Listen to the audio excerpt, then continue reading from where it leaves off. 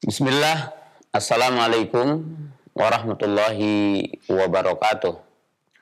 Alhamdulillahi hamdan katsiran tayyiban mubarakan fih kama yuhibbu rabbuna wa yardah. Asyhadu an la ilaha illallah wahdahu la syarikalah wa asyhadu anna Muhammadan abduhu wa rasuluh. Wassalatu wassalamu ala Rasulillah wa ala alihi wa ashabihi wa man tabi'ahum bi ihsanin ila yaumiddin. Amma ba'du. Ya ayyuhalladzina amanu taqullaha haqqa tuqatih wa la tamutunna illa wa antum muslimun. Pemirsa Roja TV yang dimuliakan Allah Ta'ala dan para pendengar Radio Roja di mana saya berada, alhamdulillah pada kesempatan pagi yang berbahagia ini dengan izin dan qudrat dari Allah Subhanahu wa taala, kita dapat berjumpa kembali dalam pembahasan tentang kitab Sahih Bukhari di dalam kitab yang terakhir dari kitab Sahih Bukhari, yaitu kitab Tauhid. Dan alhamdulillah pada kesempatan pagi hari ini kita tentunya di awal bulan Ramadan, di awal bulan suci Ramadan, mudah-mudahan kita diberikan taufik dan hidayah oleh Allah Subhanahu wa taala untuk diberikan pertama kekuatan, kesehatan agar kita bisa menunaikan ibadah puasa ini, dan tentunya diberikan taufik dan hidayah oleh Allah Subhanahu wa taala agar kita bisa melakukan amal-amal soleh, meninggalkan perkara-perkara maksiat. Ya. Tentunya bagaimana kita, sebelum saya menjelaskan kitab Sahih Bukhari, bagaimana kita tentunya menyambut bulan Ramadan. Menyambut bulan Ramadan tentunya dengan keimanan kita kepada Allah Subhanahu wa taala bahwa Allah Subhanahu wa taala telah memberikan kita untuk berpuasa, dan beriman juga bahwasanya baginda Rasulullah sallallahu alaihi wasallam telah memerintahkan kita untuk berpuasa. Kemudian menyambut bulan Ramadan dengan hati yang bersih, dengan hati yang suci, dengan hati yang ikhlas, di mana kita menyambut bulan suci Ramadan ini dengan kebahagiaan tentunya. Kemudian juga tentunya menyambut bulan Ramadan dengan ilmu, bahwa kita telah mengetahui tentang adab-adabnya, tentang sifat puasa yang sesuai dengan tuntutan baginda Rasulullah Sallallahu Alaihi Wasallam. Nah, kaum muslimin, pemirsa yang dimuliakan Allah Subhanahu Wa Taala, dan catatan penting tentang bulan Ramadan dan puasa Ramadan, itu hadis yang berbunyi, man shoma ramadhana imanan wahtisaban ghufira lahu ma taqaddama min dzanbihi. Barang siapa yang berpuasa Ramadan dengan dasar iman, kemudian mengharap pahala dari Allah Subhanahu wa taala, maka akan diampuni dosa yang telah lalu. Catatan penting mungkin bagi kita, banyak orang menunaikan puasa Ramadan itu dengan hanya ini kebiasaan bahwa kita kaum muslimin berpuasa setahun sekali di bulan Ramadan. Atau mungkin ada di antara kita berpuasa itu karena ya orang-orang di kampungnya berpuasa, atau mungkin seorang suami karena istri dan anaknya puasa, ataupun sebaliknya, kenapa puasa?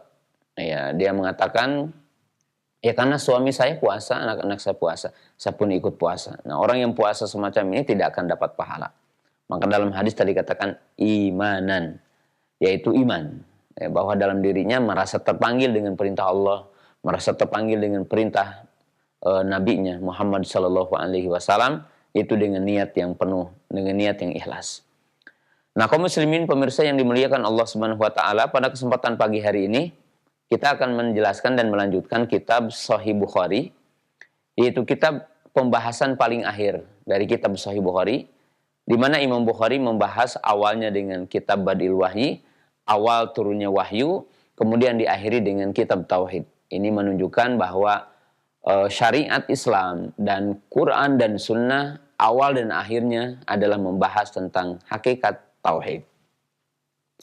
Kita masuk ke bab yang kedua ya dari kitab Tauhid, di mana bab yang pertama bab menyeru kepada Tauhid. Itu yang menunjukkan bahwa inti Allah menurunkan Al-Quran, inti Allah mengutus para nabi, inti Allah mengutus para rasul, dan inti Allah Subhanahu wa taala hikmah dalam arti menciptakan manusia adalah untuk bertauhid. Nah, pembahasan kitab Sahih Bukhari, di dalam akhir kitab Sahih Bukhari itu membahas tentang kitab asma dan sifat, tauhid, asma dan sifat. Dan kita memulai dengan bab yang kedua, yaitu hadis yang yaitu 7.387. Nah, di sini kita melihat ayat babu qouli tabaraka wa ta'ala Qulinullaha awid'ur rahman ayyama tad'una falahu al-asma'ul husna. Qala Imam Al-Bukhari rahimahullahu taala hadatsana Muhammad akhbarana Abu Muawiyah anil A'mash an Zaid bin Wahab wa Abi Dabyan an Jarir ibnu Abdullah Al-Bajali radhiyallahu taala anhu. Qala Rasulullah sallallahu alaihi wasallam la yarhamullahu ma lam yurham an-nas. Wa qala Imam Al-Bukhari rahimahullahu taala hadatsana Abu Nu'man hadatsana Hammad ibn Zaid an Asimil Ahwal an Abi Usman An-Nahdi an Usama ibn Zaid qala kunna inda Nabi sallallahu alaihi wasallam idja'ahu rasulun ihda banatihi yad'uhu ila ibniha fil mauti wa qala Nabi sallallahu alaihi wasallam irji fa akhbirna anna lillahi ma akhadha wa lahu ma a'ta wa kullu syai'in indahu bi ajalin musamma famurha fal tastabir wal tahtasib. Wa'adati Rasul annaha aksamat liya'tiyannaha. Wa qama Nabi sallallahu alaihi wasallam wa qama ma'ahu Sa'd ibn Ubadah wa Mu'ad ibn Jabal. Fadafi'an Nabi sallallahu alaihi wasallam ilaihi wa nafsuhu taqaqa ka'annaha fi shannin fafadat aynah wa qala lahu Sa'd ya Rasulullah ma hadha qala hadhihi rahmah ja'alallahu fi qulubi ibadihi wa inna ma yarhamullahu min ibadihi ar-ruhama. Kaum muslimin pemirsa yang dimuliakan Allah Subhanahu wa taala, bab yang kedua dari bab yang disebutkan oleh Imam Bukhari tentang kitab Tauhid. Dan tentunya kitab Tauhid ini adalah bab yang secara global menjelaskan tentang bagaimana sifat orang-orang yang menyelisihi akidah ahli sunnah wal jamaah. Jadi bagaimana sifat yang mengingkari akidah ahli sunnah wal jamaah, akidah salafus saleh dari kalangan Mu'tazilah dan dari kalangan orang-orang Jahmiyah. Karena kaum muslimin pemirsa yang dirahmati Allah Subhanahu wa taala, ya sebelum saya menjelaskan tentang rincian bab ini, saya ingin menjelaskan terlebih dahulu bahwa beriman kepada Allah Subhanahu wa taala itu mencakup 4 poin yang sangat penting, ya sebagaimana dijelaskan di awal. Itu al-imanu bi wujudihi, al-imanu bi rububiyatihi, al-imanu bi uluhiyatihi, wal imanu bi asma'ihi wa sifatihi. Bahwa beriman kepada Allah Subhanahu wa taala mencakup 4 poin, yaitu beriman kepada adanya Allah Subhanahu wa taala, beriman kepada rububiyah Allah Subhanahu wa taala, beriman kepada uluhiyah Allah Subhanahu wa taala, dan beriman kepada nama dan sifatnya. Jadi beriman kepada nama dan sifatnya. Seseorang tidak dikatakan beriman dengan benar kepada Allah Subhanahu wa taala sehingga ia mengimani 4 perkara ini. Yang pertama adalah beriman kepada adanya Allah Subhanahu wa taala. Ya, tentunya ya beriman adanya Allah Subhanahu wa taala berkonsekuensi tentunya adalah beriman kepada rububiyah Allah. Nah, apa beriman kepada rububiyah Allah taala? Itu beriman bahwasanya Allah Subhanahu wa taala Al-Khaliq, Ar-Razik, Al-Mudabbir. Ya, bahwa kita beriman bahwasanya Allah taala sebagai pencipta, pemilik, pengatur alam semesta. Yang artinya beriman Allah menghidupkan, mematikan, dan memberi rezeki kepada manusia. Nah, kaum muslimin, pemirsa yang dirahmati Allah Subhanahu wa taala, ini adalah tentunya adalah poin yang kedua. Poin yang ketiga adalah al-imanu bi uluhiyati, yaitu iman kepada uluhiyahnya. Yaitu kita beriman bi anna Allah ta'ala huwal ma'budu al-haq wa masiwahu huwal batil. Itu beriman bahwa Allah taala zat yang berhak disembah dan yang lainnya adalah batil. Itu makna dari kalimat la ilaha illallah. Nah, sedangkan yang keempat yaitu beriman bi asma'ihi wa sifatihi. Yaitu beriman anna lillahi asma'an wa sifatin taliku bi jalalihi wa 'azamatihi laisa kamitsli syai'un wa huwas samiul basir. Yaitu kita beriman bahwa Allah Ta'ala memiliki nama dan memiliki sifat. Yang mana nama-nama dan sifat Allah Ta'ala adalah maha sempurna. Ya, tidak sama dengan nama dan sifat makhluknya. Tidak ada yang menyerupai Allah. Dan sifat Allah tidak menyerupai sifat makhluknya. Dan tidak ada sifat makhluk yang menyamai sifat Allah Subhanahu wa Ta'ala. Nah, kemudian ahli sunnah menetapkan apa yang ditetapkan Allah dan menafikan apa yang dinafikan Allah Subhanahu wa Ta'ala. Jadi akidah ahli sunnah dalam nama dan sifat sebagai berikut, yaitu isbatu ma asbat Allah Ta'ala fi kitabihi li nafsihi wa ma asbatahu Nabi sallam fi sunnatihi. Yaitu ahli sunnah itu menetapkan apa yang ditetapkan Allah di dalam kitabnya dan menetapkan apa yang ditetapkan oleh baginda Rasulullah sallallahu alaihi wasallam di dalam sunnahnya. Min ghairi tamtsilin wala ta'tilin wala takyifin. Yaitu kita menetapkan bagi Allah nama-nama dan sifatnya dengan tanpa menyamakan dengan sifat makhluknya. Dengan tanpa mengingkari salah satu pun di antara nama dan sifat Allah Ta'ala.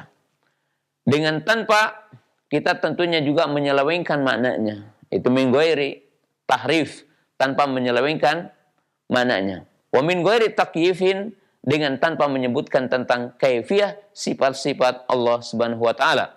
Karena tidak ada satu orang pun dari makhluk ini yang mengetahui bagaimana kaifiyah dari sifat Allah Subhanahu wa Ta'ala.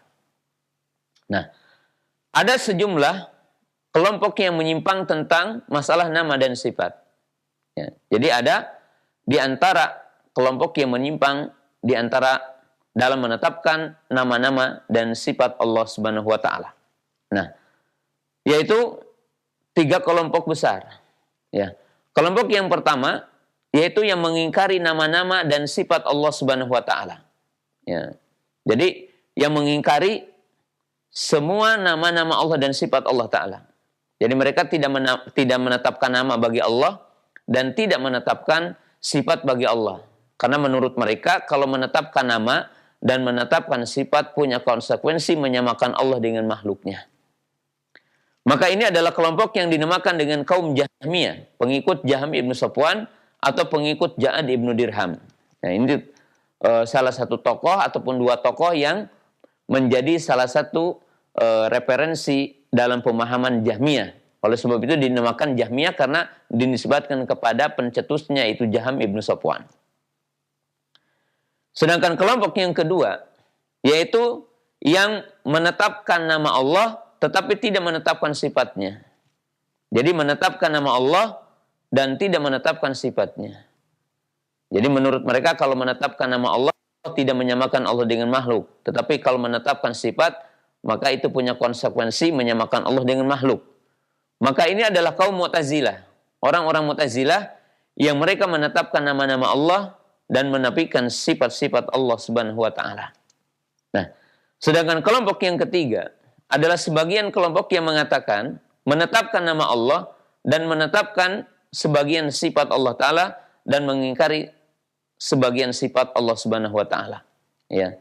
Yaitu mengingkari seperti sifat fi'liyah, sifat dzatiyah seperti mereka mengingkari sifat wajah, sifat yad, mengingkari sifat ghadab, mengingkari sifat ridha, mengingkari sifat rahmah sebagaimana kita akan jelaskan dalam bab ini. Nah, maka kaum muslimin pemirsa yang dirahmati Allah Subhanahu wa Ta'ala, ahli sunnah adalah ahlul haq, yaitu yang menetapkan semua nama Allah dari nama-nama yang Allah tetapkan dalam Quran ataupun ditetapkan oleh baginda Nabi SAW dalam sunnahnya.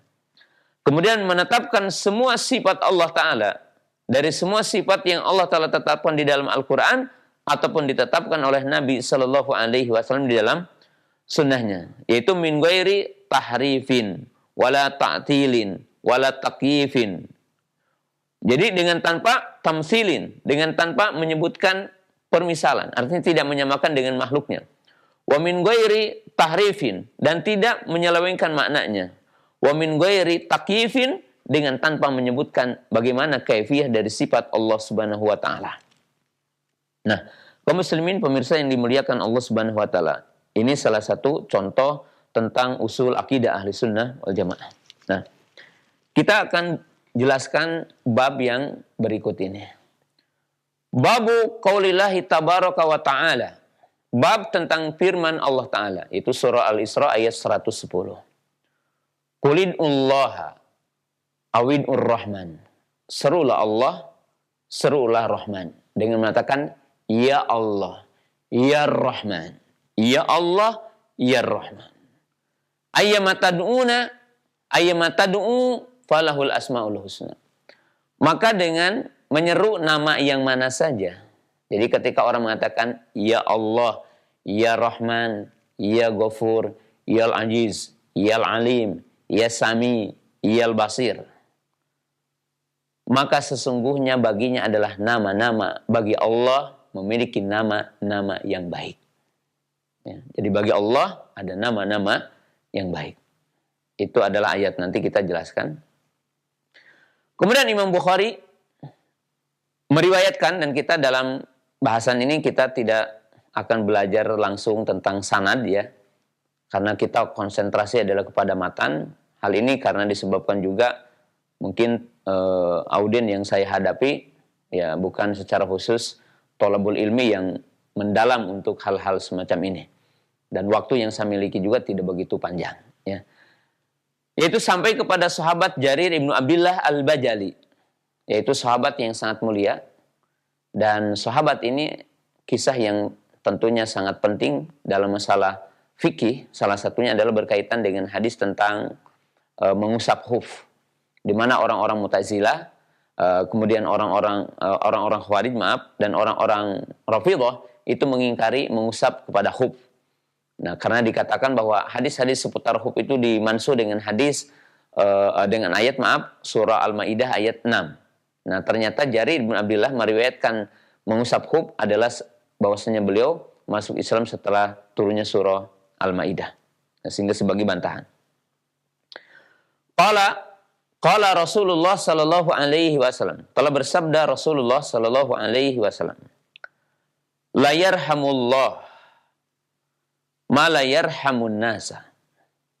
Allah tidak mengasihi, Allah tidak menyayangi, Allah tidak merahmati orang-orang yang tidak menyayangi, tidak bersikap kasih sayang dengan sesama manusia.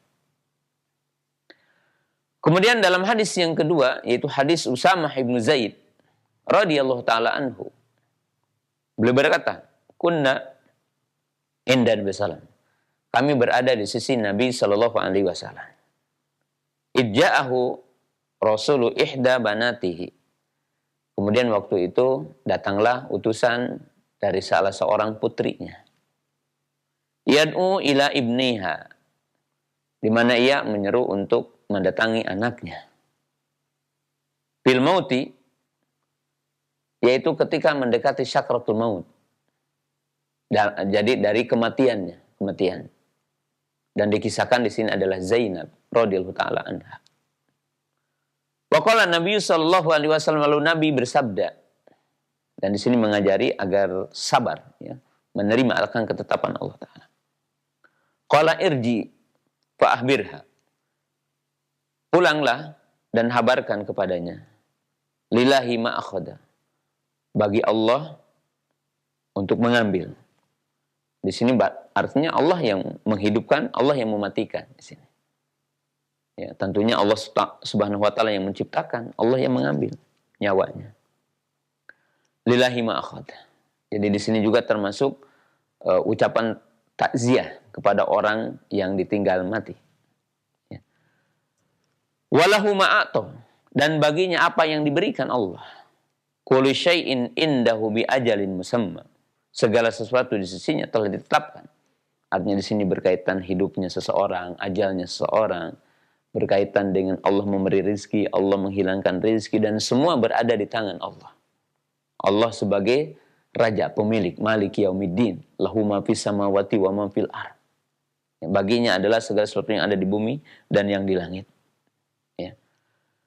Kemudian perintahkan kepadanya agar bersabar dan ihtisab.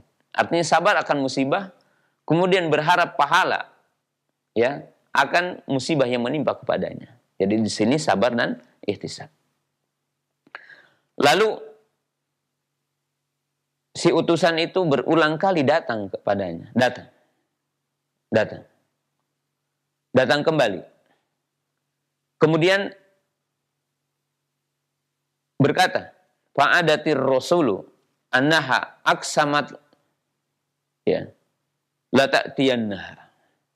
Faqama Nabi sallam, lalu Nabi sallam berdiri dan berdiri bersamanya Sa'ad bin Mu'adah, kemudian Mu'ad bin Jabal. Kemudian dan diperlihatkan kepadanya ya atau diserahkan kepadanya.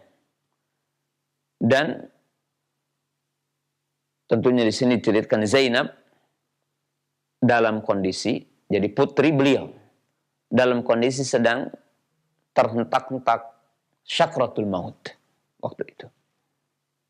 Ya. Kemudian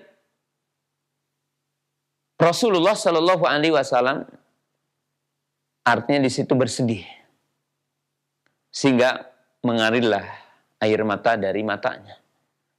Jadi mengalir air matanya. Ya, di saat itu. Waqala lahu Sa'ad.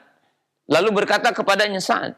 Jadi Sa'ad bin Mu'ad berkata kepadanya, apaan ini? Dalam riwayat yang lain mengatakan bahwa engkau telah melarang menangis, tetapi kenapa engkau menangis? Jadi Sa'ad bin Mu'adah menyangka bahwa ini juga terlarang. Karena Nabi SAW melarang menangisi orang yang meninggal dunia. Tetapi kenapa Nabi SAW menangis? Mengalirkan air matanya. Maka Nabi SAW mengatakan, hadhihi rahmah. Ini adalah rahmah. Ja'alah Allahu fi qulubi ibadihi. Sesungguhnya Allah Subhanahu wa taala menjadikan rahmat itu pada hati orang-orang, pada hati hamba-hambanya. Sesungguhnya Allah Ta'ala akan merahmati hambanya, orang-orang yang memiliki sifat rahmah. Ya. Demikian kaum muslimin, pemirsa yang dimuliakan Allah Subhanahu wa Ta'ala, tentang bab yang dibawakan oleh mu'alif dalam bab ini. Nah, kaum muslimin, pemirsa yang dimuliakan Allah Subhanahu wa Ta'ala. Jadi pemirsa yang dimuliakan Allah Subhanahu wa Ta'ala. Ini bab yang sangat mulia. Ya, yaitu menjelaskan tentang sifat-sifat Allah Subhanahu wa Ta'ala. Menjelaskan tentang nama-nama Allah Subhanahu wa Ta'ala. Nah, kita bahas tentunya dengan sesederhana mungkin dan semudah mungkin untuk menjelaskan bab ini ataupun bab-bab ini. Imam Bukhari ingin menjelaskan tentang beberapa poin penting di dalam bab ini. Yang pertama ingin menjelaskan nama Rahman. Nama Rahman. Dan ingin menjelaskan tentang sifat rahmah. Allah Subhanahu wa Ta'ala telah menjelaskan dalam banyak ayat tentang nama dan sifat ini. Kita wajib mengimani Ar-Rahman, Ar-Rahim. Ismani min asma'illahi ta'ala.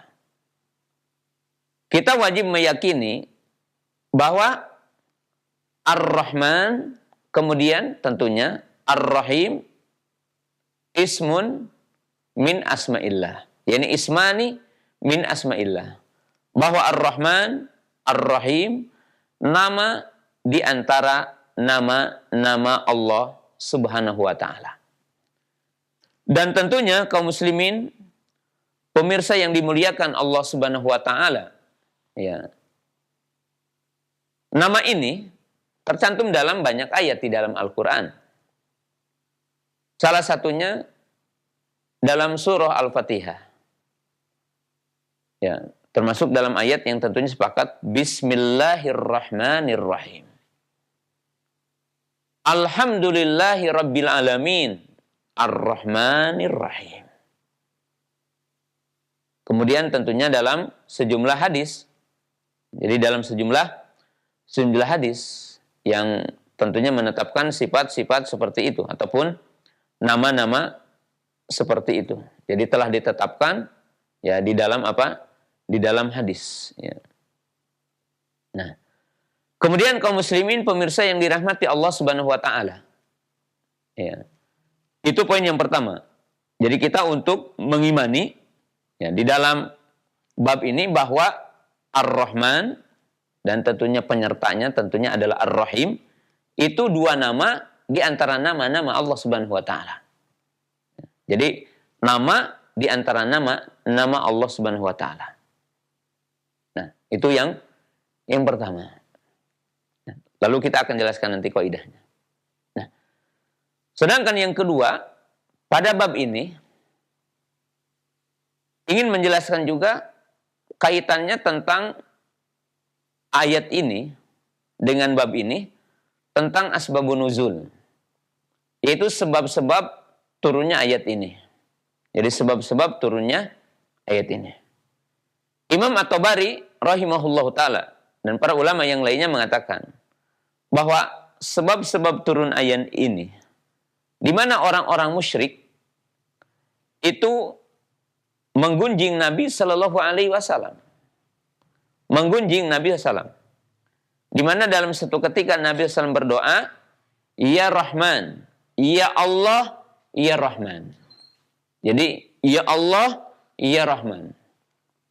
Maka orang-orang musyrikil Quraisy ketika mendengar baginda Nabi SAW berdoa dengan doa ini, Ya Allah, Ya Rahman. Kenapa katanya Nabi SAW mengatakan wa ilahukum ilahu wahid, Qul huwallahu ahad, bahwa Allah itu satu. Tetapi kenapa mengatakan Ya Allah, Ya Rahman? Maka turunlah ayat ini sebagai bantahan kepada orang-orang musyrikil Quraisy. Sebagai bantahan kepada orang-orang musyrikil Quraisy yang menyangka bahwa Nabi SAW itu menyeru dua Tuhan. Menyeru dua sembahan. Maka turunlah ayat. Qulid'ullaha awid'ur rahmana. Jadi artinya apa? Bahwa Nabi SAW menyeru zat yang satu, yaitu Allah. Karena Allah memiliki nama-nama yang baik. Nah, maka dengan inilah ahli sunnah menetapkan satu kaidah tentang asma dan sifat. Apa kaidahnya? Asma'ullahi ta'ala a'lamun wa awsaf. A'lamun lidilalatiha ala dzat wa awsafun lidilalatiha ala sifat. Maka ahli sunnah mengatakan a'lam asma'ullahi ta'ala a'lamun wa awsaf. Jadi ada dua kalimat. Asma'ullahi ta'ala a'lamun wa awsaf. Setiap nama Allah alam dan setiap nama Allah adalah sifat. Artinya setiap nama Allah adalah menunjukkan nama kepada zat yang satu adalah Allah. Jadi setiap nama yang itu menunjukkan ke nama-nama Allah, maka menunjukkan kepada zat yang satu yaitu Allah. Maka dengan itu menyeru dengan nama yang mana saja, maka berarti menyeru zat yang satu yaitu Allah. Karena Allah memiliki nama-nama. Ya, kalau kita bandingkan, tapi bukan perbandingan artinya menyamakan. Ini perbandingan dari sisi kita memahamkan. Yaitu yang dinamakan sebuah kias, bukan kias taswiyah. Kalau manusia juga punya nama, terkadang banyak namanya. Ada aliasnya, ada kunyahnya, ada lakobnya gitu. Maka ketika orang, sebagaimana kita mengetahui, ya, para muhadis, ya, para muhadis, umpamanya kita menamakan A'raj, maka dinamakan Abdurrahman ibnu Hurmuz. Kita mengatakan A'mash, yang dimaksud adalah Sulaiman ibnu Mihram, makanya. Itu contohnya muhadis. Ya. Kemudian Imam Zuhri, ya, dikatakan Muhammad ibnu Muslim, dikatakan Ibnu Syihab, gitu kan? Dikatakan dengan Az-Zuhri. Siapa? Ya Muhammad ibnu Muslim Az-Zuhri. Kemudian siapa? Ya dia adalah Ibnu Syihab. Maka demikian juga ketika Allah memiliki nama yang banyak, maka dengan nama yang mana saja kita menyeru adalah menyeru kepada zat yang satu, yaitu Allah. Maka dinamakan Asmaullahi A'lamun. Ya.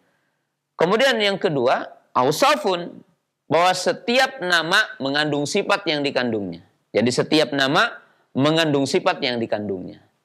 Kalau kita katakan dengan nama Ar-Rahman, Al-Alim, As-Sami, Al-Basir. Nah, kita sebutkan nama tadi, ya, yaitu Ar-Rahman, Al-Alim, As-Sami, Al-Basir. Maka semua nama ini menunjukkan kepada zat yang satu, yaitu Allah. Ketika kita berdoa, Ya Rahman, Ya Al-Alim, Ya Sami, Ya Al-Basir, maka kita menyeru zat yang satu, yaitu Allah. Tetapi setiap nama ini mengandung sifat yang berbeda. Yaitu rahmah menunjukkan kepada sifat rahmah. Al-Alim menetapkan sifat al-ilmu. As-Sami menetapkan sifat as-sam'u. Al-Basir menetapkan sifat al-basaru. Ya. Maka kaum muslimin, pemirsa yang dirahmati Allah Ta'ala, ketika kita berbicara tentang nama, maka dikatakan a'lam wa awsaf. Ya, a'lam wa awsaf. Maka Imam Bukhari ingin menjelaskan kaidah ini juga. Ya. Bahwa ketika Nabi SAW digunjing atau seolah diprotes ya oleh orang-orang kufar Quraisy, kenapa katanya mengatakan ilah itu satu dan yang disembah itu hanya satu dan meminta itu kepada zat yang satu? Kenapa Nabi mengatakan ya Rahman, ya Allah? Nah, maka turunlah ayat ini, yaitu Qulinullah awinur Rahman. Ya. Ayyamatad'ullaha falahul al-asmaul husna. Jadi Allah memiliki nama-nama yang baik. Maka dengan nama yang mana saja kita menyeru Allah, maka berarti menyeru zat yang satu adalah Allah Subhanahu wa taala. Ini adalah poin yang kedua globalnya dari judul ini. Jadi dari judul ini. Nah, yang ketiga, kaum muslimin pemirsa yang dimuliakan Allah Subhanahu wa taala. Ini adalah hal yang sangat agung.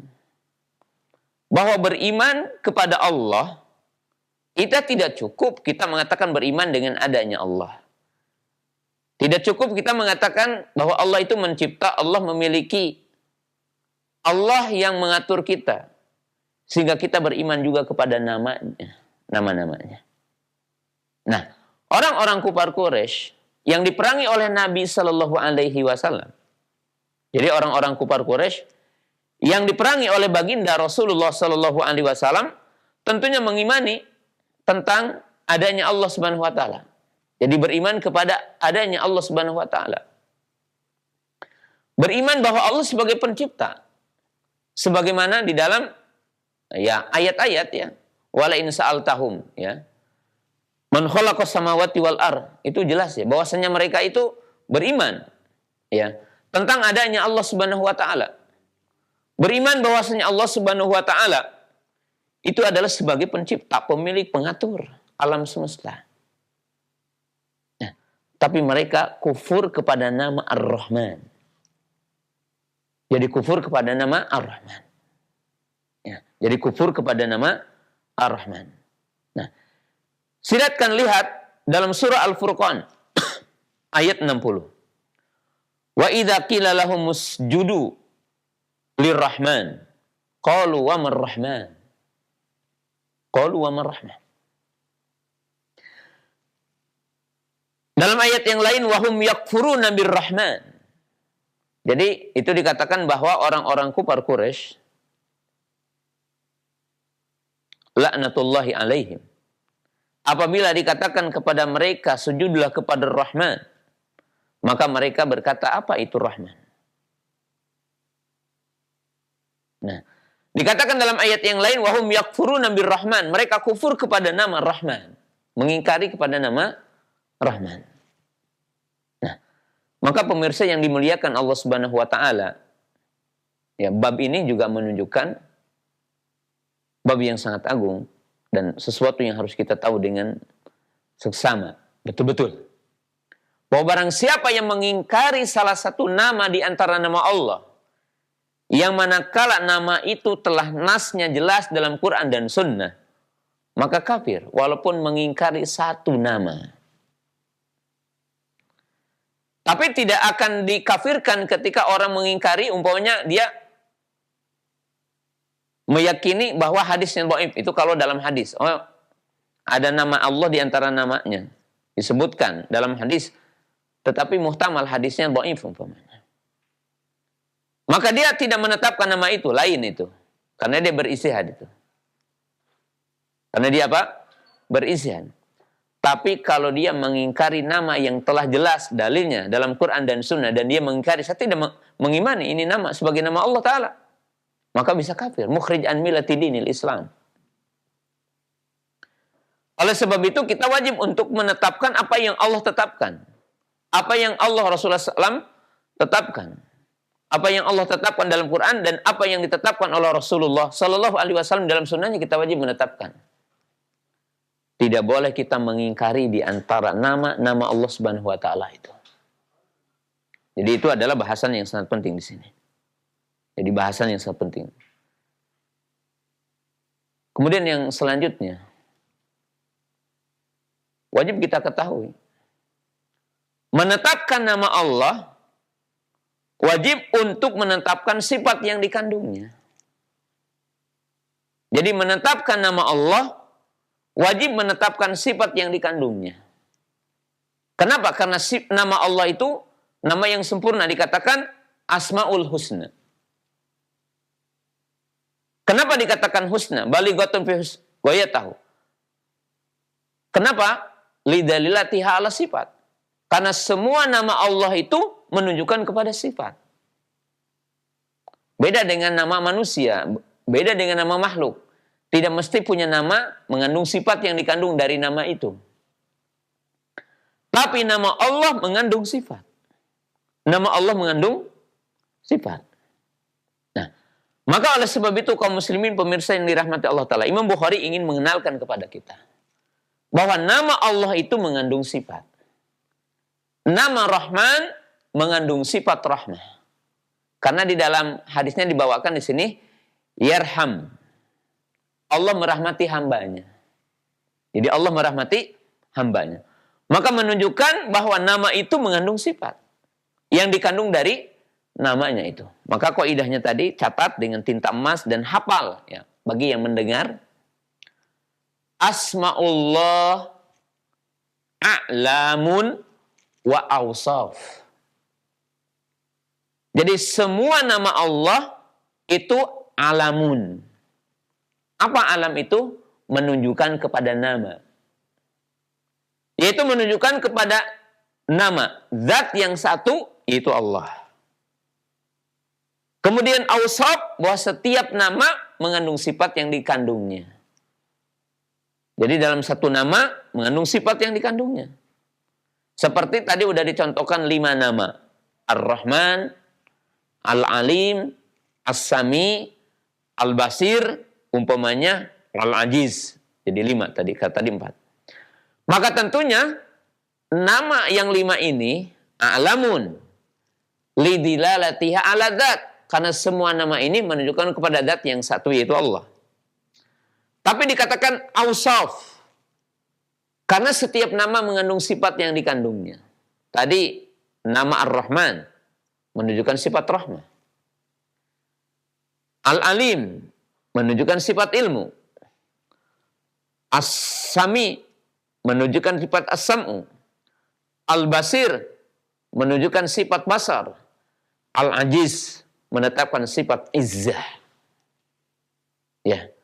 Maka tentunya kalau disebutkan tadi setiap nama menunjukkan kepada alam, maka ini dinamakan satu.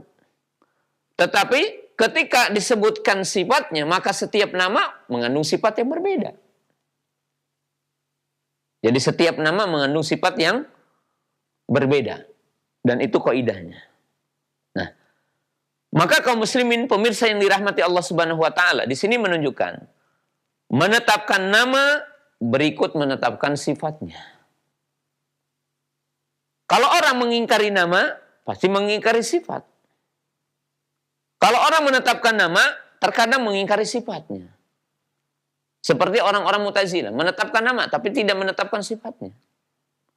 Tapi ahli sunnah menetapkan namanya dan menetapkan sifatnya. Sehingga Imam Bukhari di sini menyertakan sejumlah hadis yang menunjukkan di situ adalah sifat, kandungan dari nama itu.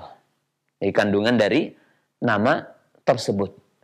Nah, ini pokok-pokok penting yang harus kita pahami dalam bab ini.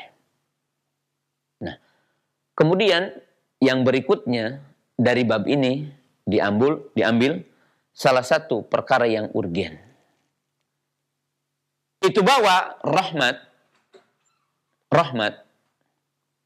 yang diidhofahkan kepada Allah. Kata para ulama, ar-rahmat al-mudhafah lillah nau'an. Bahwa rahmat yang diidhofahkan kepada Allah itu ada dua. Jadi rahmat yang diidhofahkan kepada Allah ada dua. Ada rahmat yang artinya sebagai sifat Allah Ta'ala. Ada rahmat yang maknanya adalah makhluk. Jadi ada rahmat yang itu adalah merupakan sifat Allah Subhanahu wa Ta'ala. Ada rahmat yang itu maksudnya adalah makhluk. Ya. Rahmat yang itu merupakan sifat Allah Subhanahu wa Ta'ala itu seperti tadi dalam ayat-ayat. Dalam ayat-ayat Bismillahirrahmanirrahim. Alhamdulillahirabbil alamin. Alhamdulillahirabbil alamin. Ya. Ar-Rahmanir-Rahim, Maliki Yaumiddin. Ar-Rahmanir-Rahim. Ghafurun Rahim. Ya, dan ayat-ayat yang semana dengannya. Atau tadi yarhamu may yasha. Adapun yang kedua, rahmat yang artinya adalah makhluk. Nah, hal ini sebagaimana disebutkan dalam hadis Bukhari, dalam hadis Abu Hurairah radhiyallahu taala anhu, di mana baginda Nabi sallallahu alaihi wasallam mengatakan, innallaha khalaqar rahmata yauma khalaqaha mi'ata rahmatin fa amsaka indahu tis'an wa tis'ina rahmah wa arsala fi khalqihi kullihim rahmatan wahidah falau ya'lamul kafir bikulli alladhi indallah minar rahmati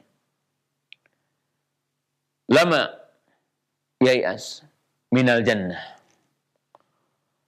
walau ya'lamul mu'min bikulli alladhi indahu minal adabi lam ya'man minan nar. Dalam riwayat Muslim dikatakan inna lillahi mi'ata rahmatin anzala minha rahmatan wahidah bainal jinni wal insi wal bahaim wal ba'ahim wa biha yatarahamun wa biha tagtifur wahsyu ala waladiha. Itu dikatakan di sini. Jadi Allah mengatakan dalam hadis ini, Nabi SAW mengatakan sesungguhnya Allah Ta'ala menciptakan rahmah. Pada awal penciptaannya adalah 100 rahmah. Maka Allah Ta'ala menahan pada sisinya 99 rahmah. Dan Allah Subhanahu wa Ta'ala artinya memberikan rahmat itu kepada makhluknya. Satu rahmat saja. Maka kalaulah manusia, orang-orang kafir mengetahui rahmat apa yang ada di sisi Allah Ta'ala, maka dia tidak akan artinya lemah untuk menempuh jalan ke surga. Dan kalaulah orang-orang mukmin tahu tentang semua yang ada di sisi Allah Ta'ala, maka dia tidak akan merasa aman ya dari api neraka. Jadi dia tidak akan merasa aman dari api neraka. Nah, kaum muslimin pemirsa yang dirahmati Allah Subhanahu wa Ta'ala. Nah, di dalam hadis yang mulia ini, baginda Rasulullah Sallallahu Alaihi Wasallam menjelaskan bahwa rahmat yang diidhofatkan kepada Allah ada dua. Ada rahmat yang artinya di situ adalah makhluk. Ada rahmat yang di situ artinya adalah sifat di antara sifat Allah Subhanahu wa taala. Jadi Allah Subhanahu wa taala disifati dengan sifat rahmah. Taliqu bi jalalihi wa 'azamatihi. Sesuai dengan keagungan Allah dan kebesaran Allah taala. Tidak boleh kita mentakwilnya bahwasanya rahmat itu iradatul thawab, iradatul ajr. Di mana diartikan rahmat itu yang dimaksud adalah Allah memberikan pahala. Allah memberikan ganjaran. Allah memberikan karunia. Enggak ya. Tidak boleh kita mentakwilnya. Tidak boleh kita menyelewengkan maknanya itu. Tetapi kita mengatakan rahmah taliqu bi jalalihi wa 'azamatihi laisa kamitslihi syai'un. Itu rahmat yang sesuai dengan keagungan Allah. Rahmat yang sesuai dengan kebesaran Allah Subhanahu wa taala. Di mana Allah taala merahmati siapa yang Allah taala kehendaki. Kepada siapa Allah taala akan memberikan rahmat ini. Ya. Kaum muslimin pemirsa yang dirahmati Allah Subhanahu wa taala. Sedangkan rahmat yang kedua yang diidhofatkan kepada Allah Subhanahu wa taala yang tentunya itu adalah tentunya dimaksudkan adalah makhluk. Maka yang dimaksud tentunya di sini rahmat adalah artinya pahala. Rahmat yang artinya adalah sawab. Rahmat yang artinya adalah berupa karunia Allah yang Allah Ta'ala berikan kepada hambanya. Dan rahmat ini juga umum. Di mana Allah Ta'ala merahmati orang-orang kafir di dunia ini. Allah merahmati orang-orang yang maksiat di dunia ini. Allah Ta'ala merahmati ya, orang-orang ahlu bidah di dunia ini. Walaupun mereka dinamakan dengan rahmat qasirah, dengan rahmat yang sempit. Dengan rahmat yang sebagiannya saja. Karena tentunya rahmat Allah Subhanahu wa taala itu ada di sisinya dan nanti akan diberikan nanti yaumul qiyamah kepada orang-orang yang beriman, kepada orang-orang yang saleh. Nah, tidak boleh kita mengatakan di sini kita tidak boleh menetapkan sifat rahmat kepada Allah. Kenapa? Rahmat itu mailul qalbi, raqatul qalbi. Rahmat itu dikatakan apa? Condongnya hati. Rahmat itu adalah kelembutan hati. Maka kalau kita menetapkan sifat rahmat kepada Allah Subhanahu wa taala, berarti kita menyamakan Allah Subhanahu wa taala. Maka tidak boleh. Ya. Karena kita punya kaidah Ahlussunnah itu apa? Al-ishtiraku fil ismi atau fil asma la yastalzimu yakni al-ishtiraku fil musammiyat. Bahwa kita punya kaidah, sama dalam nama tidak mesti sama dengan hakikat. Sama dalam nama tidak mesti sama dengan hakikat. Kita juga mengetahui sekarang antara makhluk dengan nama yang sama. Tangan gajah, tangan semut berbeda hakikatnya. Tangan manusia dengan tangan monyet berbeda. Kenapa? Karena tidak mesti sama dalam nama, sama dalam hakikatnya. Apalagi antara kita dengan Allah Ta'ala. Apalagi antara khalik dengan makhluk. Antara pencipta dengan yang dicipta. Allah memiliki sifat rahmah. Tentunya berbeda dengan sifat makhluk. Laisa kamitslihi syai'un wa huwas samiul basir. Tidak sama ya. Allah Ta'ala maha mendengar, Allah Ta'ala maha melihat. Pendengaran Allah dengan pendengaran kita berbeda. Penglihatan Allah dengan penglihatan kita berbeda. Ilmu Allah dengan ilmu kita berbeda. Maka tatkala kita mengetahui sama dengan nama, sama dalam nama, tidak mesti sama dengan yang hakikatnya. Terlebih kita juga mengetahui, ya, hakikatus syai' bihaqikatil mausuf. Yaitu hakikat sesuatu tergantung hakikat yang disifatinya.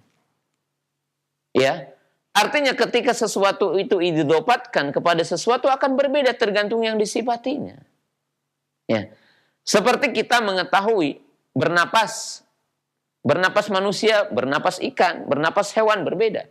Walaupun namanya sama, tetapi yang diidhofatkannya berbeda, maka tentunya akan berbeda. Salah satu di antara keduanya. Ya, maka ini adalah akidah Ahlussunnah wal Jamaah, menetapkan sifat rahmah. bagi Allah Ta'ala. Nah, kemudian sebagai poin yang terakhir di bab ini, kaum muslimin, pemirsa yang dirahmati Allah Ta'ala, nama Allah yang berkaitan dengan sifat rahmah, itu ada dua nama, Ar-Rahman, Ar-Rahim.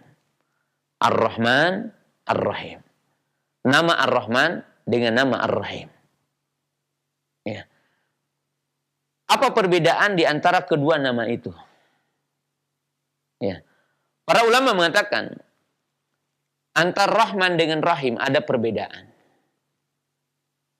Yaitu perbedaan dari sisi pertama, bahwa Ar-Rahman, Ar-Rahim. Pertama, nama Ar-Rahman tidak boleh dijadikan sebagai nama bagi kita. Tetapi Rahim boleh sebagai nama makhluk, sebagai nama kita. Maka oleh sebab itu para ulama membagi nama Allah dibagi dua. Ada nama yang boleh kita bernama dengannya. Ada nama yang tidak boleh kita bernama dengan namanya. Itu nama yang khusus bagi Allah. Seperti apa? Ar-Rabb, Allah, Ar-Rahman. Ya. Itu tidak boleh kita menamakan itu. Al-Kibriya. Maka tidak boleh kita menamakan dengan nama itu. Dan tidak boleh kita bersifat dengan sifat itu. Kenapa? Karena khusus bagi Allah. Tapi ada nama-nama yang boleh mustarakah. Manusia boleh bernama dengan nama itu. Seperti Rahim, Sami, Alim, Basir, boleh. Walaupun yang lebih baik ya Abdul Sami, Abdul Basir, Abdul Alim. Nah, kemudian yang kedua, perbedaan di antara keduanya. Bahwa nama Rahman itu rahmatul wasi'ah. Di mana pengaruh dari nama ini itu adalah bahwa Allah merahmati seluruh makhluknya, mukmin, kafir. Sedangkan Rahim ini khusus untuk orang-orang beriman. Maka dikatakan dalam ayat Al-Quran, wa kana bil mu'minina rahima. Tidak dikatakan wa kana bil mu'minin rahmana. Maka dikatakan di sini muta'aliknya beda. Itu di antara keduanya. Kemudian poin yang terakhir, kaum muslimin, pemirsa yang dirahmati Allah Ta'ala. Bahwa nama Rahman, nama Rahim, tata'alak bita'alluq wa tata'alak bitakhalluk. Apa yang dimaksud di sini? Nama Ar-Rahman, Ar-Rahim berkaitan dengan takhalluk, ta'alluq. Dikatakan ta'alluq bahwa kita bergantung kepada Allah dan berdoa dengan nama Rahman. Berdoa dengan nama Rahmin. Kita bergantung, kita meminta berdoa. Namanya ta'alluq, keterkaitan, keterikatan, ketergantungan. Ya Rahman, Ya Rahim. Ya. Adapun takhalluk, yaitu orang beriman bersifat dengan sifat Allah. Bukan menyamakan sifat kita dengan sifat Allah Ta'ala. Tetapi orang mukmin bersifat dengan sifat Allah. Yang artinya ketika Allah memiliki sifat kasih sayang. Dan Allah menyayangi hambanya yang memiliki sifat kasih sayang. Sebagaimana di dalam hadis tadi. Jadi sebagaimana di dalam nas hadis ini. Ya. Bahwa Nabi Shallallahu Alaihi Wasallam mengatakan di dalam hadis ini, la yarhamullah ma lam yarhamun nas. Allah tidak merahmati orang yang tidak merahmati manusia. Rahmatilah, ya, dalam ayat, dalam hadis yang lain, irham man fil ardi yarhamukum man fis sama. Rahmati orang yang ada di muka bumi, maka akan merahmati zat yang ada di atas langit. Maka di sini takhalluk, kita bersifat dengan sifat rahmah. Nah, oleh sebab itu kita mengetahui Allah disifati dengan sifat rahmah.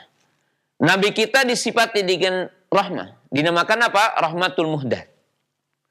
Kemudian Islam dinamakan dengan dinur rahmah. Islam adalah dinamakan dengan din rahmah. Din yang penuh dengan kasih sayang. Dan orang mukmin mesti memiliki sifat rahmah. Jadi orang mukmin mesti memiliki sifat rahmah. Kemudian poin yang terakhir untuk membuka sebagian soal jawab, pemirsa yang dirahmati Allah Subhanahu wa taala. Rahmat itu tempatnya di dalam hati. Tetapi diekspresikan dalam bentuk ekspresi. Ya. Maka kaum muslimin pemirsa yang dirahmati Allah Ta'ala, rahmat ini, raqatul qalbi, yaitu tentang kelembutan hati. Tapi kelembutan hati adalah akan diekspresikan ataupun akan dibuktikan dengan bentuk lain. Nah, di sini baginda Nabi SAW menggambarkan beberapa gambaran rahmatnya, ya, yaitu dikatakan di sini beliau menangis yang mengalirkan air mata, bukan menangis dengan mengangkat suara. Nah, oleh sebab itu kaum muslimin pemirsa yang dirahmati Allah Ta'ala, menangisi kematian ibu kita, bapak kita, atau saudara kita, atau anak kita, itu ada dua. Ada menangis yang terlarang, yaitu menangis yang menangis yang timbul dari rasa murka hati, dan menangis yang diekspresikan dengan suara keras. Maka itu dinamakan nahiyah jahiliyah. Itu adalah ratapan ala jahiliyah, hukumnya haram. Tapi menangis yang dilatar belakangi kasih sayang, kelembutan hati, kebersihan hati, dan diekspresikan hanya dengan meneteskan air mata, maka itu adalah rahmat yang dicintai Allah. Kasih sayang yang dicintai Rasulnya Sallallahu Alaihi Wasallam. Dan itu menunjukkan akan kelembutan hati seseorang, dan tentunya orang itu at-takhalluq bisifatillahi, yaitu dia sedang berakhlak dengan akhlak Nabi Sallallahu, dengan akhlak Nabi Sallam, tentunya dengan sifat Allah Subhanahu wa Ta'ala. Maka oleh sebab itu kaum muslimin pemirsa yang dirahmati Allah Ta'ala, dalam nama Ar-Rahman Ar-Rahim itu ada ta'alluq, ada takhalluq. Dikatakan ta'alluq di mana kita berdoa meminta kepada Allah berwasilah dengan nama ini, ya Rahman, ya Rahim, irhamni. Kemudian berakhlak dengan nama ini. Dan tentunya kaum muslimin pemirsa yang dirahmati Allah Ta'ala, bahasan tentang hadis ini adalah begitu panjang dan masih banyak istinbat-istinbat yang perlu kita ambil dari hadis ini. Tetapi tentunya dengan waktu yang sempit ini, demikianlah apa yang saya bisa ambil manfaat dan pelajaran dari hadis-hadis ini. Nah, baik. Syukran jazakallahu khair. Barakallahu fiik kepada Ustaz yang sudah berikan penjelasan dari hadis-hadis kitab Sahih Bukhari mengenai asma wa sifat. Mudah-mudahan menjadi ilmu yang bermanfaat untuk kita semua.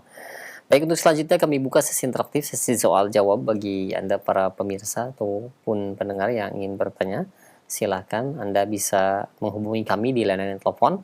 Halo, Assalamualaikum warahmatullahi wabarakatuh. Waalaikumsalam warahmatullahi wabarakatuh. Dengan siapa di mana? Dengan Ibu Samina di sini. Ah iya, silakan Ibu Samina.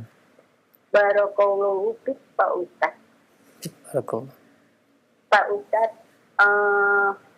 misalnya ada seseorang mengatakan lebih baik saya tidak mau tahu tentang si A, aliran ini itu gitu, daripada tahu kita jadi dibuat bingung. Nah, terus dia memilih udah rukun Islam yang ada aja gitu, dipakai itu. Itu gimana Tat? Mohon saya tetap untuk kamu buat khairan. Assalamualaikum warahmatullahi wabarakatuh. Waalaikumsalam warahmatullahi wabarakatuh. Nah, silakan Ustaz. Kaum muslimin pemirsa yang dirahmati Allah Ta'ala dan ibu yang dimuliakan Allah Subhanahu wa Ta'ala, ya, tidak benar bahwa ada perkataan kita tidak perlu tahu sekte ini, sekte itu, penyimpangan ini, penyimpangan itu termasuk kebatilan. Bagi seorang mukmin wajib mengetahui kebenaran dan wajib mengetahui kebatilan. Dan Al-Quran mengajarkan seperti ini. Coba mungkin ibu pemirsa baca dari surah Al-Fatihah. Ihdinas siratal mustaqim, siratal ladzina an'amta alaihim, ghairil maghdubi alaihim waladhdallin. Allah Subhanahu wa Ta'ala berfirman, tunjukkan aku ke jalan yang lurus, yaitu jalannya orang-orang yang kau telah beri nikmat, bukan jalannya orang-orang yang kau murkai dan yang sesat.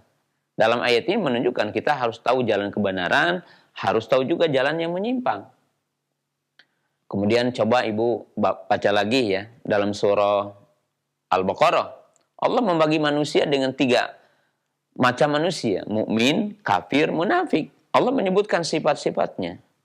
Menyebutkan sifat orang-orang beriman, menyebutkan sifat orang-orang yang kafir, menyebutkan sifat orang-orang munafik. Menunjukkan kita wajib tahu kedua-duanya. Artinya ini ahlul haq, ahlul batil. Tahu. Kemudian Allah Subhanahu wa taala menjelaskan, "Ubudullah wa la tusyriku bihi syai'a." Sembahlah Allah Taala, janganlah engkau musyrik. Apa itu menyembah Allah, bagaimana dan bagaimana itu syirik. Berarti wajib mengetahui apa itu tauhid, apa itu syirik. Ya. Dan demikian Allah Subhanahu wa taala mensifati manusia dalam Al-Qur'an. Nah, kemudian Nabi SAW pun mengatakan ya di dalam as-sunnah, "Alaikum bisunnati wa iyyakum wa muhdatsatil umur." Pegang teguhlah sunnah. Apa itu sunnah? Kemudian hati-hati dengan bid'ah. Apa itu bid'ah? Ya. Wajib kita mengetahui sekte-sekte yang menyimpang. Wajib kita tahu apa itu Syiah. Wajib kita tahu apa itu Khawarij. Wajib kita mengetahui apa itu Qadariyah. Wajib kita mengetahui apa itu Jahmiyah dan seterusnya. Ya. Sebagaimana kalau ibu akan pergi ke hutan harus mengenali apa itu babi, apa itu harimau, apa itu ular, ya. Kalau kita akan ke hutan ya tahu, bukan hanya kita tahu tentang jenis makanan yang boleh kita makan. Kalau kita ke hutan juga harus tahu.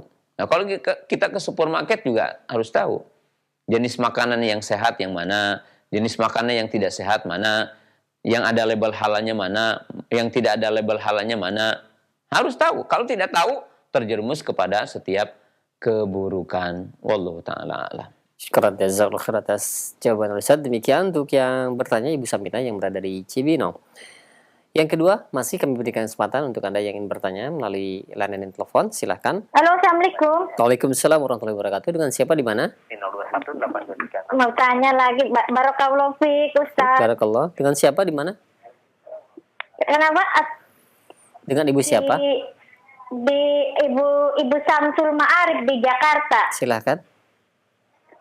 Ustaz, kalau banyak ya orang sholat 5 waktu, tapi katanya kalau itu sering percaya ke dukun gitu, sering datang ke dukun. Katanya kalau misalnya usaha apa gitu, biar usahanya rame, katanya harus ke dukun. Itu namanya musyrik atau bukan, Ustaz?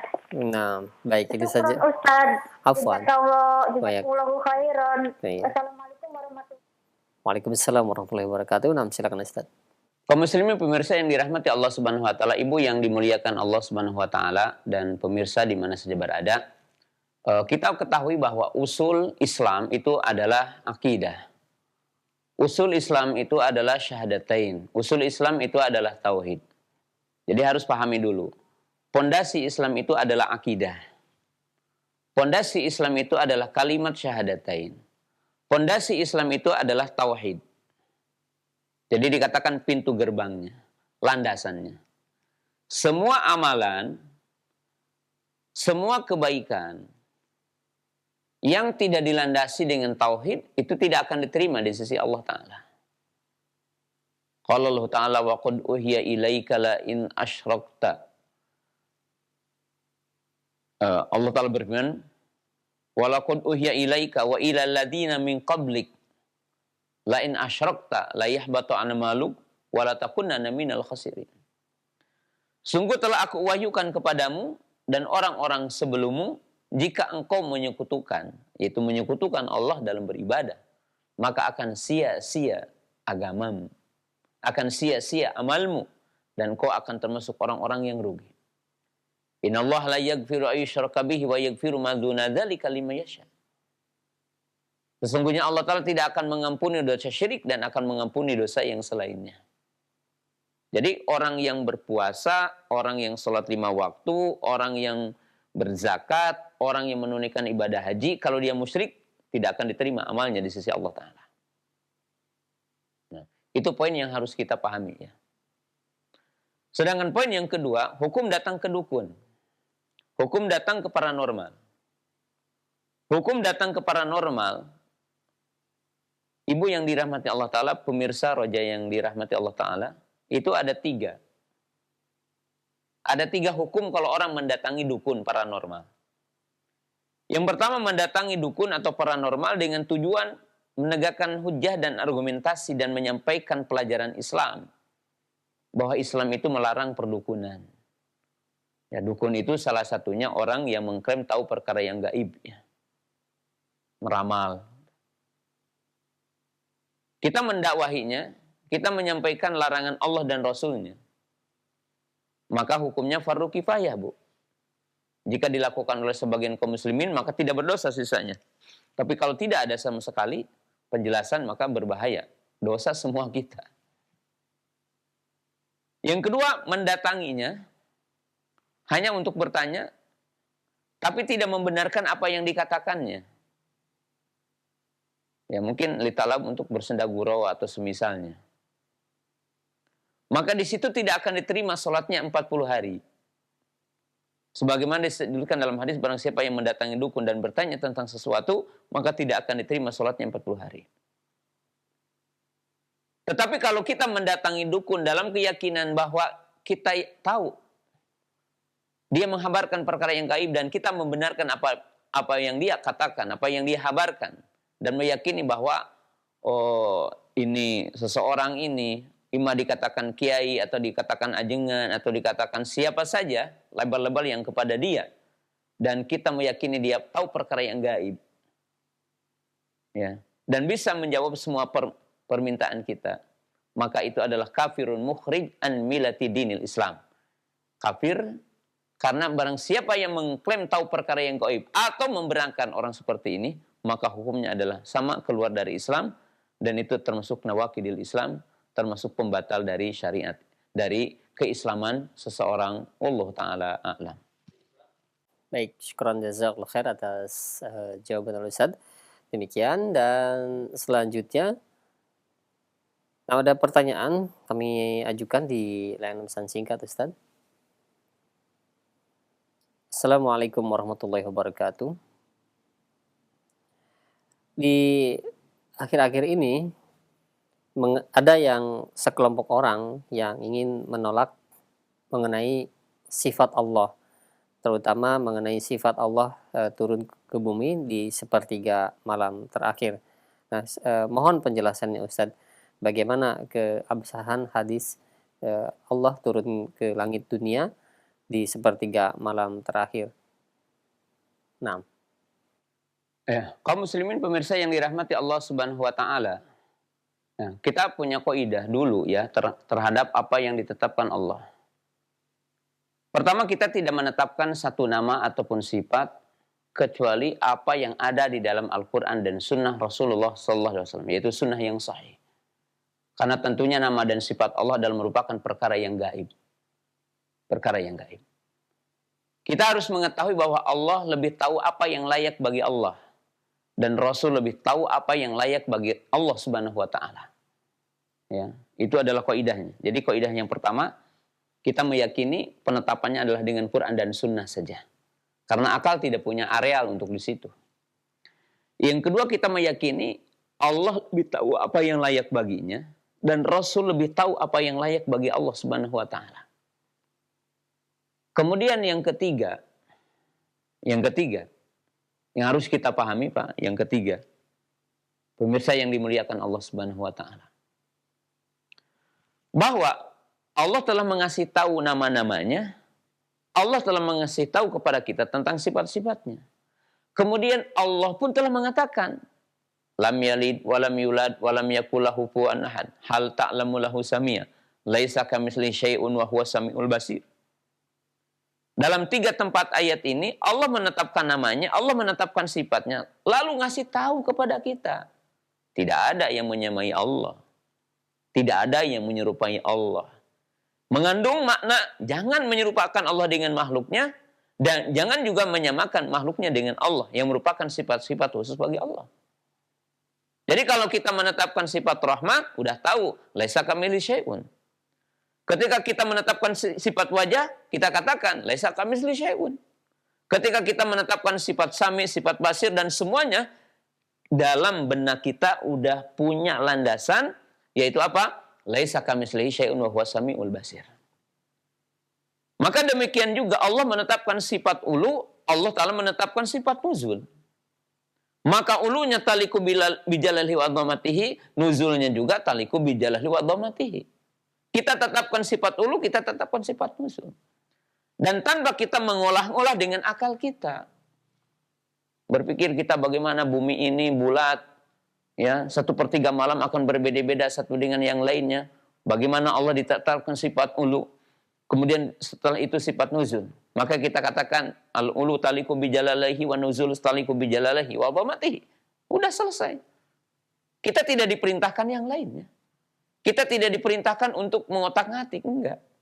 Tetapkan apa yang Allah Ta'ala tetapkan. Sebagaimana kita ketahui, Allah memerintahkan kalau membunuh dikisos. Kalau orang berzina muhsan diranjam. Kalau minum khamar didera. Jangan pakai otak-atik, pakai akal. Salat 5 waktu, asar 4 rakaat, ya, duhur 4 rakaat, maghrib 3 rakaat, isya 4 rakaat, subuh 2 rakaat. Tanpa kita mengotak-ngatik. Dengan akal kita, ya. Demikian juga Allah menetapkan sifat ulu, Allah menetapkan juga sifat nuzul. Bagaimana nuzulnya Allah? Sebagaimana kita tidak tahu bagaimana istiwanya Allah, demikian juga kita tidak tahu dengan sifat bagaimana kaifiyah nuzulnya Allah Ta'ala. Ya. Dan ini kalimat gampang di dalam beragama insya Allah. Allah Ta'ala. Baik, syukran jazakallahu khair atas jawaban Ustaz. Demikian. Dan 3 pertanyaan tadi mencukupi untuk sesi tanya jawab ini Ustaz, karena waktu yang tidak memungkinkan untuk melanjutkan sesi tanya jawab ini. Dan mungkin ada kesimpulan yang dapat disampaikan untuk para pemerhati roja sekalian. Nah, silakan Ustaz. Ya. Kaum muslimin pemirsa yang dirahmati Allah Ta'ala, kemudian saya mengulangi bahwa bab ini yang menjelaskan tentang nama Allah adalah Rahman. Kemudian sifat Allah adalah sifat rahmah. Kemudian rahmat yang diidopatkan kepada Allah ada 2. Ada rahmat yang itu adalah merupakan sifat Allah Ta'ala. Ya. Kemudian ada rahmat yang itu adalah merupakan makhluk Allah Subhanahu wa Ta'ala. Ya. Kemudian menetapkan nama Rahman, menetapkan sifat Rahman. Dan ingat, mengingkari salah satu nama di antara nama Allah dengan nama yang telah jelas dalilnya dalam Quran atau dalam Sunnah, maka pengingkaran itu sebagai salah satu konsekuensi orang bisa kafir karena mengingkari apa-apa yang Allah telah tetapkan dalam Quran. Dan ini adalah hal yang sangat agung untuk dipahami oleh kita. Kemudian poin yang terakhir tadi, bahwa nama Rahman ya berkaitan dengan ta'aluk, yaitu ketergantungan kita. Kita berdoa dengan nama ini, kita bertawasul dengan nama ini, dengan mengatakan ya Rahman, ya Rahim. Kemudian yang kedua, bahwa seorang mukmin berakhlak dengan sifat rahmat yang merupakan sifat Allah Ta'ala. Oleh sebab itu, Allah menamai dirinya dengan Rahman, kemudian mensifati sifatnya dengan rahmat. Kemudian Nabi kita dinamakan Nabi Rahmah, Islam dinamakan dengan Dinur Rahmah, dan orang-orang mukmin dicintai oleh Allah Ta'ala memiliki sifat rahmat. Bahkan Allah mengatakan Allah tidak akan merahmati yang tidak merahmati. Allah merahmati hambanya yang merahmati makhluk yang ada di bumi. Rahmati yang ada di bumi, maka zat yang di atas langit akan merahmatinya. Dan ini adalah pembahasan yang bisa kita bahas di kesempatan pagi yang berbahagia ini. Mohon maaf kepada seluruh pemirsa mungkin yang tidak terjawab di hari ini, dan terima kasih juga kepada seluruh kru Roja yang telah menjadi bagian dari kajian di pagi hari ini, dan terkhusus kepada Akh Basit yang telah menemani saya di kesempatan pagi hari ini. Wa akhiru da'wana anil hamdulillahirabbil alamin. Assalamualaikum warahmatullahi wabarakatuh.